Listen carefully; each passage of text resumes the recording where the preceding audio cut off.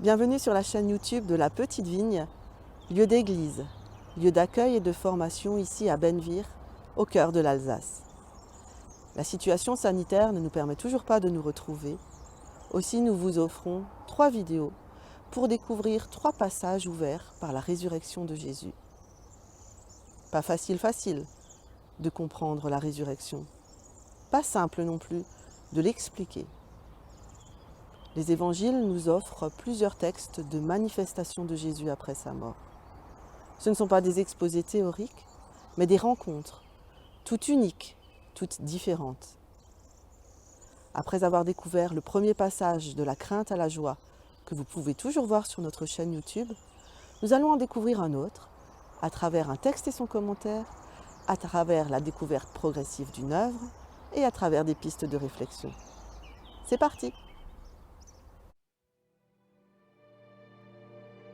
De l'Évangile selon Jean.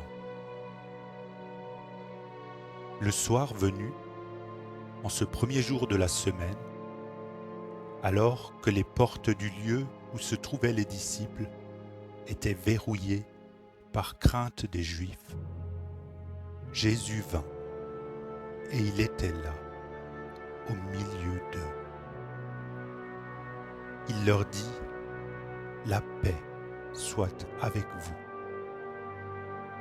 Après cette parole, il leur montra ses mains et son côté. Les disciples furent remplis de joie en voyant le Seigneur. Jésus leur dit de nouveau : « La paix soit avec vous. De même que le Père m'a envoyé, moi aussi, je vous envoie. »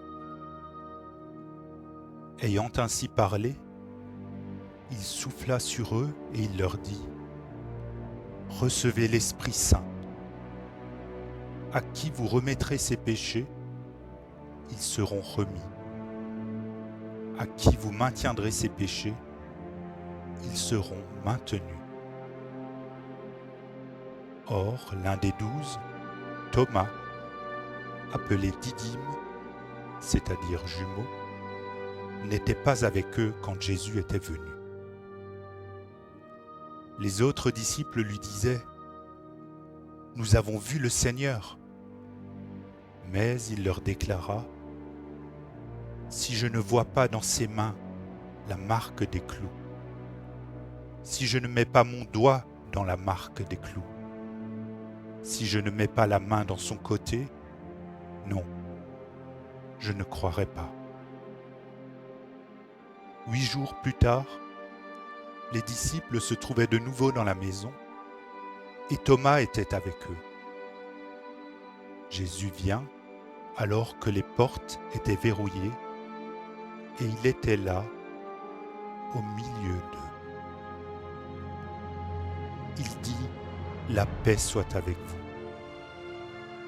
Puis il dit à Thomas : « Avance ton doigt ici et vois mes mains. Avance ta main et mets-la dans mon côté. Cesse d'être incrédule, sois croyant. » Alors Thomas lui dit : « Mon Seigneur et mon Dieu. » Jésus lui dit : « Parce que tu m'as vu, tu crois. Heureux ceux qui croient sans avoir vu. »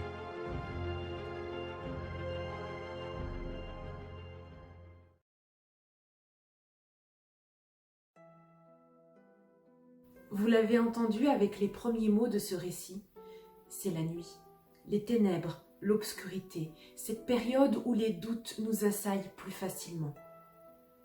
Les disciples se sont enfermés, les disciples se sont confinés. Les portes du lieu où ils se trouvent sont verrouillées et cet enfermement n'est pas que spatial, leur esprit aussi est fermé à la nouvelle de la résurrection. Pourtant, Marie de Magdala était venue leur annoncer que Jésus est ressuscité, il est vivant, elle l'a rencontré, elle l'a même pris pour le jardinier. C'est juste le récit qui précède celui-ci. Alors les disciples devraient respirer la joie, la vie, mais non. Ce récit que nous venons d'entendre est l'un des derniers de l'évangile de Jean. Encore un chapitre, un épilogue, et puis le livre est terminé. Ce dernier récit a donc une importance particulière. Il invite plus que jamais le lecteur à faire le saut de la foi. Le lecteur, le croyant, est appelé à briser toutes les chaînes de ses certitudes et à se libérer pour accueillir la parole, la rencontre avec celui qui est vie. Revenons au récit. Nous voyons que Jésus arrive à pénétrer dans ce lieu malgré ses portes fermées à double tour. Mais qui est-il donc? Est-ce un esprit? Est-ce un fantôme? Non, le ressuscité est bien ce Jésus qu'ils ont connu, est bien le crucifié. Il porte les stigmates, il porte les marques de la passion. Le ressuscité est aussi le crucifié. Ces marques, ces stigmates, ces signes de la mort, il invite ses disciples à les contempler, plus particulièrement à Thomas, à même à les toucher, car elles sont le signe d'une mort dont il a été libéré, d'une mort qu'il a vaincue. Pâques et le passage vers la liberté. Voilà le deuxième passage que nous vous invitons à méditer. La Pâque du Christ est aussi mémoire et accomplissement d'une autre Pâque qui elle aussi résonnait en termes de libération, de passage vers la liberté. Mais la Pâque du Christ n'est pas seulement une libération d'ordre spatial, libération d'un pays, d'une politique, d'une culture. Elle n'est pas non plus seulement libération pour une génération, celle des opprimés en Égypte, celle des esclaves hébreux. Elle est libération, elle est passage de la liberté pour tout homme et toute femme, libération de ces vieilles chaînes pour chacun et chacune.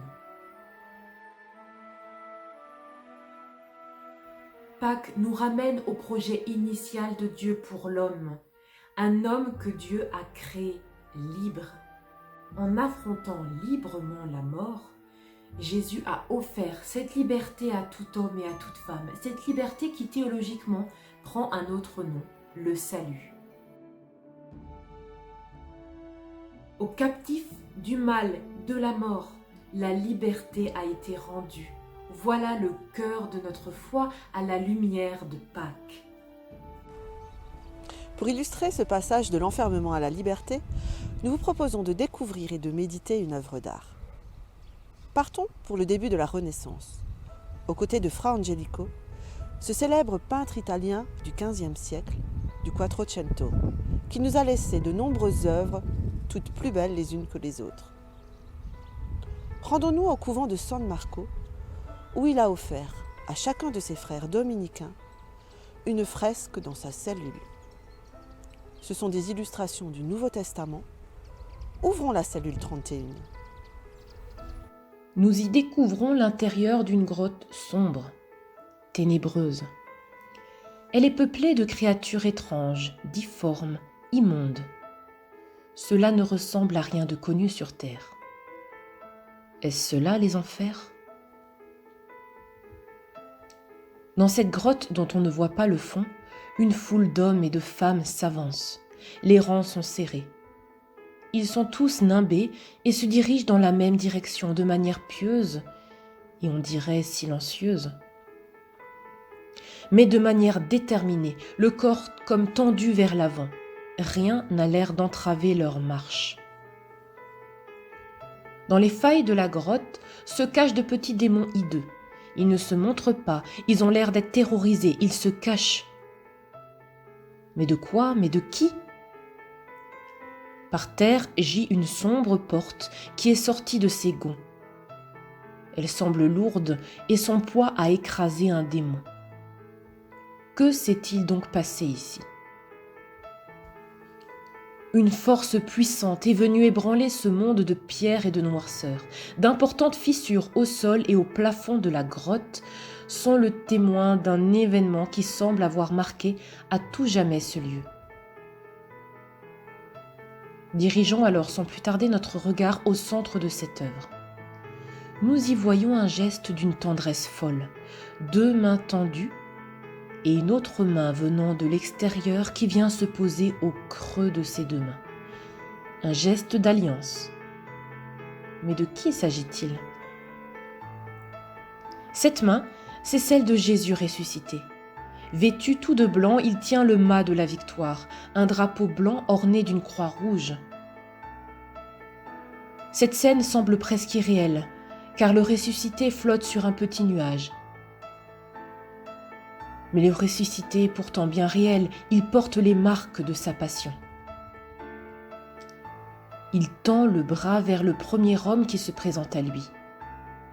Est-ce Adam? Est-ce Abraham? Peu importe après tout. C'est le vieil homme que le ressuscité vient libérer. Et les yeux dans les yeux, ils se regardent. Regardons à présent cette œuvre dans son intégralité. Cette foule qui s'avance vers le ressuscité. Tout le monde est là, prêt à sortir. C'est une marche vers la vie qui s'amorce. Et regardez le ressuscité dans l'embrasure de la porte. Il domine tout. Il ne foule même pas la porte aux pieds. Jésus ressuscité a ouvert une porte. Oui, mais pas seulement. Il fait plus que cela. Il est devenu cette porte qui permet de passer de la mort à la vie. Il est le passage. La descente du Christ aux enfers est une expression de la résurrection qui est très populaire dans l'iconographie orientale. Sous le nom de l'Anastasis, résurrection en grec, elle devient normée. L'une des plus célèbres Anastasis est peut-être celle de Saint Sauveur Inkora à Istanbul. Le ressuscité est présent au cœur dans une triple mandorle étoilée. Jésus ressuscité a les pieds posés sur les portes de l'enfer. Il saisit les poignets d'Adam et d'Ève pour les tirer hors de leur tombeau. Dans la partie inférieure de l'icône flottent les chaînes cassées et des outils en tout genre, et au milieu, le tentateur maîtrisé et enchaîné. Christos anesti ek nekron, thanaton patisas, και της εν της μνήμασι ζωήν χαρισάμενος.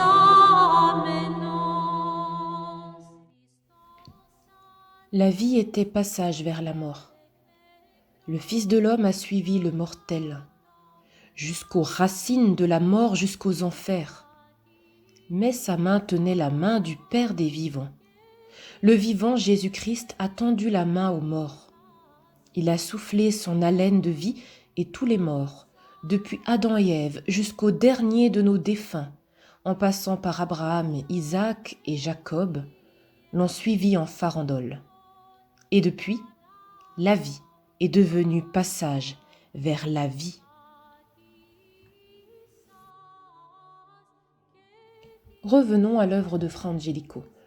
Nous voyons maintenant combien sa représentation sort des codes iconographiques orientaux.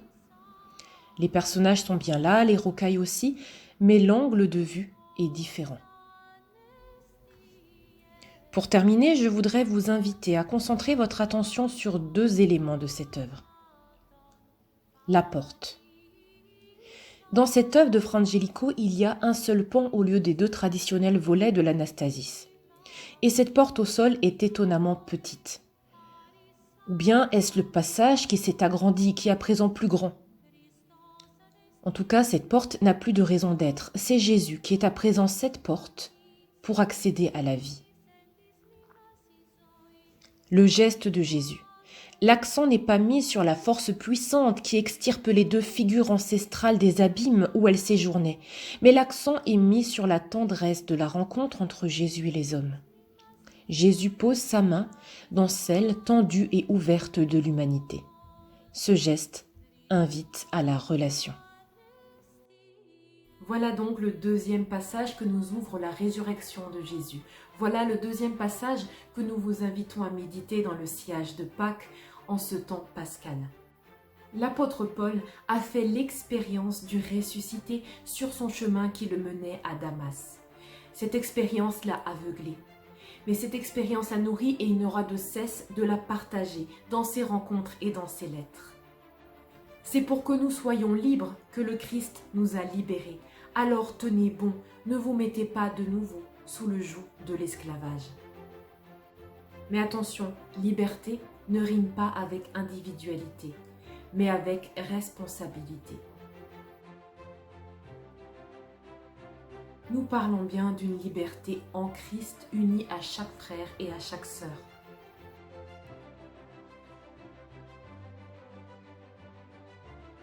Vous, frères, vous avez été appelés à la liberté, mais que cette liberté ne soit pas un prétexte pour votre égoïsme. Au contraire, mettez-vous par amour au service les uns des autres.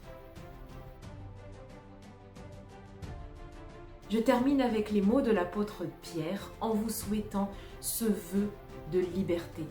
Soyez des hommes et des femmes libres. Nous vous proposons de continuer à réfléchir à la liberté. Prenez un temps de silence et de réflexion seul ou à plusieurs. Notez quelques réflexions sur le papier. Et demandez-vous avec ces deux questions. Ma foi résonne-t-elle en termes de liberté? Si oui, comment? Sinon, pourquoi? Avez-vous une expérience de cette liberté à partager? Vous retrouverez le texte de cette vidéo dans la description ci-dessous. N'hésitez pas à partager un peu de votre réflexion et complétez la phrase « Pour moi, être libre, c'est… » Envoyez-la par mail, dont l'adresse apparaîtra dans le générique, ou notez-la dans le commentaire. Nous nous retrouverons la semaine prochaine pour découvrir un nouveau passage. D'ici là, partagez la vidéo, laissez un commentaire, un petit pouce. Pâques, c'est le passage vers la liberté. Et le vitrail de la Passion de l'église de Benvir l'illustre avec les chaînes brisées.